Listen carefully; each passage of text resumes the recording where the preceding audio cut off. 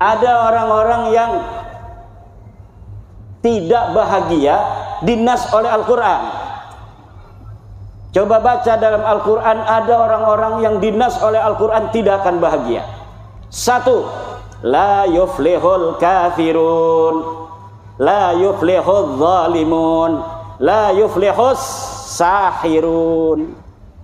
Tidak akan bahagia orang-orang yang kafir, tidak akan bahagia orang-orang yang zalim, tidak akan bahagia orang-orang tukang sihir, tukang merubah sejarah. Sihir itu, sahir itu tukang merubah sejarah, menina modok, menina bobokan pikiran orang untuk tidak sesuai dengan yang sebenarnya, merubah-rubah sejarah Indonesia yang merdeka oleh Insinyur Soekarno, oleh Mbah Hasyim Asy'ari, Mbah Wahab Hasbullah, Bisri Sansuri, ulama-ulama Nusantara, pejuang-pejuang Nusantara, sekarang dirubah katanya hari penetapan 17 Agustus 45 oleh Habib. Ini perubahan. Tidak ada dalam sejarah masa lalu. Tidak ada di dalam kemerdekaan kita, di dalam merebut kemerdekaan dari penjajah Jepang, dari penjajah Belanda. Cerita orang-orang Habib-Habib berjuang untuk NKRI teu aya ora ono. Tapi hari ini sejarahnya ditulis seperti itu. Apakah orang-orang Sendang Agung akan membiarkan sejarah leluhurnya di masa lalu dirubah oleh orang-orang zalim, oleh tukang-tukang sihir, menyihir dengan merubah sejarah? Itu lebih kuat daripada melet perempuan. Mana? PW ini ajian peletnya udah dikasih, jangan macam-macam. Melet perempuan itu paling manfaatnya untuk dirinya dan mafsadatnya untuk perempuan yang dipelet itu. Tapi kalau merubah sejarah, memelet sejarah, mensihir sejarah, 7 turunan bahkan sampai kiamat kita akan dijajah oleh yang merubah sejarah kita. Ketika mereka di zaman-zaman membutuhkan tenaga, membutuhkan darah, membutuhkan perjuangan, membutuhkan pasukan, di mana mereka tidak ada yang mengirimkan pasukan. 10 November 1945 yang datang ke Surabaya untuk menyerahkan nyawa adalah orang-orang Madura, orang Surabaya, orang Trenggalek, orang Kebumen, orang Pasuruan dan sekitarnya, orang Gresik, orang Jember. Tidak ada dari orang-orang selain nama-nama Jawa dan nama-nama Islam yang asli dari Jawa yang ikut bertempur. Tapi setelah itu hari ini mereka membuat sejarah bahwa katanya leluhur mereka yang menentukan tanggal 17 Agustus sebagai hari proklamasi. Mereka menulis sejarah bahwa sesungguhnya mereka adalah orang-orang yang di balik layar kemerdekaan Indonesia. Pejuang itu di depan layar, bukan di balik layar. Di balik layar itu kedustaan dan kebohongan. Tidak ada pejuang di balik layar. Pejuang itu harus di depan layar. Seperti Kiai Zainun membuka pondok ini dengan kakaknya Kiai Patah Hasan yang luar biasa, doanya sampai menembus langit tadi, mendoakan kita semua yang hadir. Itu ibu-ibu lagi didoain oleh Kiai Patah Hasan. Semoga ibu-ibu banyak duitnya itu. Ibunya diem aja makan snack. Padahal lagi didoain kaya raya. Didoain semoga anaknya jadi kiai, jadi camat, jadi bupati, jadi gubernur, jadi presiden, jadi ketua PBB sekalian. Kenapa? Karena kemuliaan kita sebagai manusia ditentukan oleh Allah, bukan berdasarkan siapa keturunan kita. Dan ini yang sedang dibodohi, sedang disihir oleh mereka, bahwa kemuliaan itu hanya berdasarkan keturunan. Orang yang berketurunan mulia, merekalah yang akan mulia. Orang yang sudah keturunan budak tetap selamanya akan jadi budak sampai hari kiamat. Nah, iya lain ajaran Islam, iki dudu ajarane Islam. Ini ngomong Jawa Sunda karena ada orang Sunda juga tadi. Assalamualaikum, saya dari Pandeglang katanya. Biarin dia doang tuh yang ngerti bahasa Sunda. Juga ada kiai teman saya dari Petir ini rupanya. Masya Allah. Sehat kiai. Ini khas merah putihnya ini tuh ada di belakang tuh.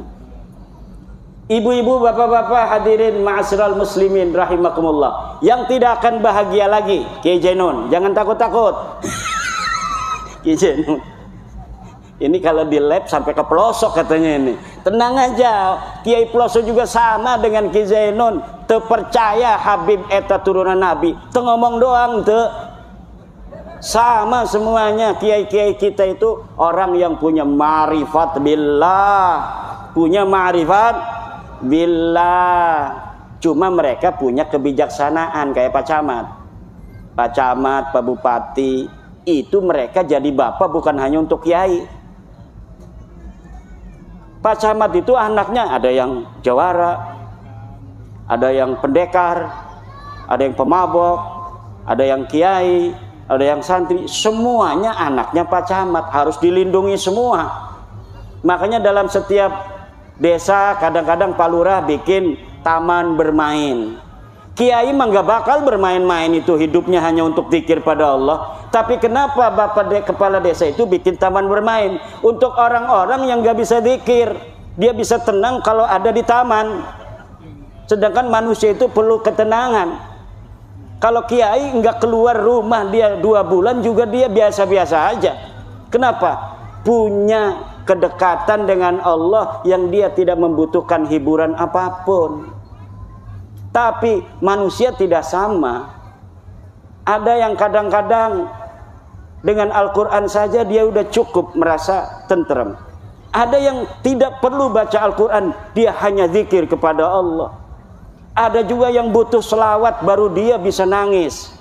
Kalau baca Sallallahu ala Muhammad, baru dia bisa nangis. Kalau yang baca selawat Kiai Fatah Hasan, Allahumma sholli ala sayyidina, dia enggak nangis. Padahal bagi orang yang sudah mencintai Rasulullah, tidak penting suara enak ataukah tidak, ketika disebut nama Muhammad maka dia langsung ada setrum jepret kepada baginda Nabi besar Muhammad sallallahu ala Muhammad. Ada orang yang butuh musik juga.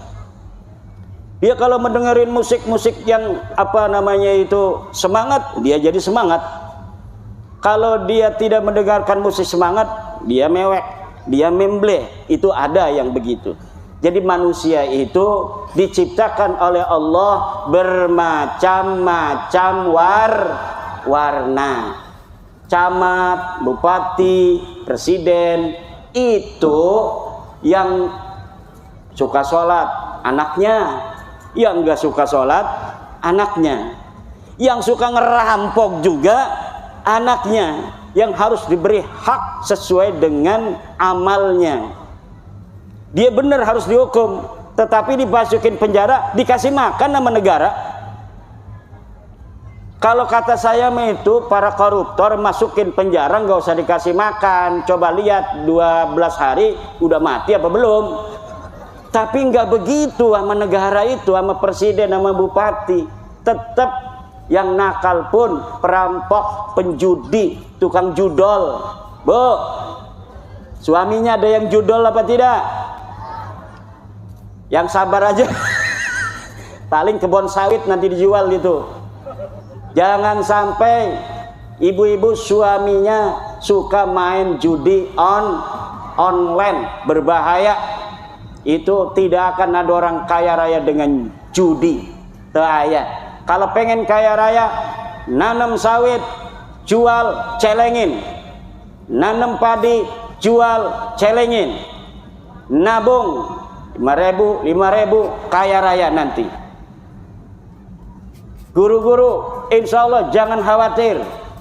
Dana bosnya tidak akan dikurangi karena efisiensi. Amin ya rabbal alamin. Tenang aja. Negara kita kaya raya, Bu. Negara di dunia ini yang paling kaya raya adalah Indonesia. Jangankan pohon, tongkat saja itu ditanam akan jadi pepohonan. Ini negeri kita Indonesia, makanya banyak orang yang pengen ngaku-ngaku ini negeri adalah negeri mereka. Ini negeri Indonesia, Bintu Tarim. Anak perempuannya Kota Tarim. Kota Tarim siapa itu? Kota apa itu? Kalau anaknya kaya raya begini, harusnya kaya raya itu Kota Tarim. Kaya apa tidak Kota Tarim? Miskin. Kalian orang bodoh. Yang pintar itu orang Pelosok. Yang pintar itu orang Riboyo. Yang pintar itu Sidogiri. Yang pintar itu adalah Syekh Nawawi Tanar Al-Bantani. Yang pintar itu santri-santri kita. Mereka hanya punya sahirun, menyihir bahwa kami lebih mulia dari kalian, kami lebih hebat dari kalian. Ilmunya nggak ada. Tapi anehnya masih banyak kita yang bodoh spiritualnya, bodoh emosionalnya. Hanya dengan kata-kata narasi dan diksi begitu kita percaya. Katanya mereka turun Nabi, turunan dari mana? Nabi itu orang Arab, wajah kalian bukan Arab itu. Ngaca dong, kalian Arab apa bukan? Tes DNA-nya aja bukan orang Arab, orang India, orang Kaukasus. Ini apa ini artinya? Artinya mereka bukan turunan Nabi, wajahnya bukan wajah Arab, wajah India. Tes DNA-nya haplogrup G, orang mana itu? Orang Kaukasus, jalur lakinya. Jangankan turunan Nabi Muhammad, turunan Nabi Ibrahim aja kagak.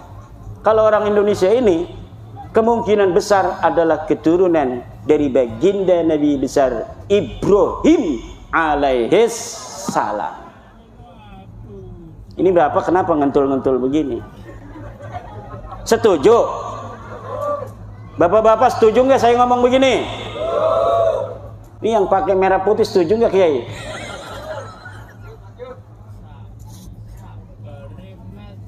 Tapi lanjut-lanjut udah jam 12. Karena apa? Yang paling penting acara khataman begini anak-anak kita yang tampil. Betul Bu? Anak kita tadi coba. Saya itu ingat anak saya semalam tampil khataman juga. Direkam sama santri saya, dikirimin. Yang satu laki-laki nganceng, dipanggil tuh kabur dari panggung. Yang satunya lagi assalamualaikum doang begini aja. Salah. Pas saya lihat ini anak dua ini, ya Allah luar biasa. Padahal namanya sama dengan nama anak saya, Nabila. Nama anak saya Nabila juga. Tapi dia udah punya suami, punya pesantren. Kalau yang satunya adiknya, ini suruh semalam kabur dari panggung. Kakaknya juga, dulu kakaknya yang sekarang sudah kuliah, umur 5 tahun suruh tampil juga begini. Maju kabur juga. Masya Allah. Nah makanya tadi anak siapa itu yang mau tampil begitu, itu sudah anugerah minallah, fadlun azimun. Mudah-mudahan saja dia nanti sampai besar menjadi harapan ibunya, harapan bapaknya, kebanggaan gurunya, dan akan bermanfaat untuk agama, bangsa, dan negara. Amin. Tapi ibu-ibu kalau punya anak kayak anak saya itu, jangan putus asa. Jangan putus asa, terus saja berdoa. Mudah-mudahan saja anak yang kabur dari panggung itu nanti jadi macan panggung. Kenapa? Karena kalau masih kecil begitu masih banyak kesempatan. Anak saya yang sekarang kuliah itu kecilnya begitu, tapi sekarangnya alhamdulillah. Matan takrib tamat, Fathul Qorib tamat, Sarah Hikam tamat. Sekarang lagi Fathul Mu'in baca sendiri. Lah, jadi apa? Apapun yang terjadi dengan anak kita ketika masih kecil, nakal kayak setan, kayak dajjal nakalnya. Tapi itu belum selesai, bapak-bapak. Jangan, kayaknya anak saya ini nggak ada kesempatan, nggak ada harapan. Tidak ada. Semua anak-anak kita berpotensi menjadi anak-anak bermanfaat dan mempunyai kedudukan dalam hidupnya nanti di masa yang akan datang. Semuanya sama. Saya sebagai guru, sebagai pengasuh pesantren, ada anak kelihatan anak kiai, alhamdulillah. Ada anak bapaknya aja tatoan, tapi pengen anaknya jadi kiai katanya. Alhamdulillah. Kadang anaknya nurut. Ada lagi yang anaknya memang anak nakal udah memang dikeluarkan dari berbagai macam sekolahan. Katanya di Jakarta sekolah tawuran melulu, minum-minuman. Apakah bisa diterima di sini, Yai? Saya kalau bisa untuk menjadikan anak ini menjadi anak yang soleh, ini pahalanya 200 kali lipat daripada anak kiai tadi yang datang kemari kemudian jadi anak soleh. Semakin besar kita itu bekerja, maka semakin besar pahala yang akan kita dapatkan. Semakin susah kita mengajar anak kemudian berhasil, maka pahala yang akan kita jadi, apa yang akan diberikan Allah kepada kita akan semakin besar.